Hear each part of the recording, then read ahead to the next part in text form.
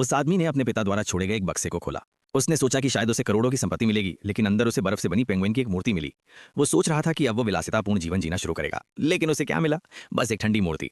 निराश होकर उसने मूर्ति को एक कोने में रख दिया। फिर कुछ अजीब हुआ। वो बर्फ का पेंगुइन हिलने लगा। कमरे में एक अजीब सी आवाज आने लगी। आदमी ने पीछे मुड़कर देखा तो पाया कि मूर्ति गायब थी। वो अचंभित होकर पीछे मुड़ा। वो मूर्ति वास्तव में एक जीवित पेंगुइन थी।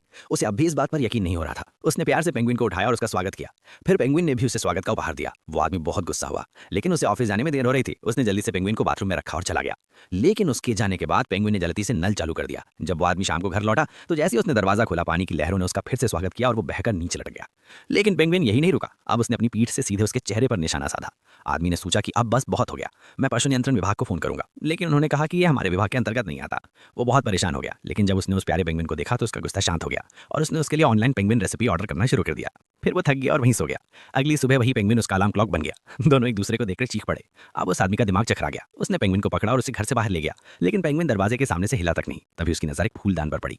उसे एक बेचारा आया। उसने फूल निकाले, जमीन पर पानी गिराया और पेंगुइन को उस पर फिसलने दिया। सोचा अब थोड़ा खाली समय मिल जाएगा, लेकिन जैसे ही वो नीचे पहुंचा, रिसेप्शनिस्ट ने उसे रोक दिया। महोदय, शायद आपकी ये चीज गलती से हमारे पास आ गई हो। उसने ये कहते हुए इनकार कर दिया कि ये मेरी नहीं है, लेकिन सीसीटीवी फुटेज में साफ दिख रहा था कि उस आदमी ने क्या किया था।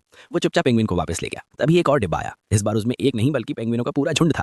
ये देखकर वो आदमी दंग रह गया। पेंगुइन ने देखते ही देखते घर की हालत खराब कर दी। फिर उसकी पूर्व पत्नी और बच्चे भी घर आ गए। इससे पहले कि वो कोई बहाना बना पाता, उसके बेटे की नजर पेंगुइन पर पड़ गई। लेकिन आशंका के विपरीत कुछ नहीं हुआ। बच्चों को पेंगुइन बहुत पसंद आने लगे। ये देखकर पूर्व पत्नी की निगाहें भी थोड़ी नरम पड़ गईं। लेकिन ये खुशी ज्यादा देर तक नहीं टिकी। चिड़ियाघर के लोग घर आ गए।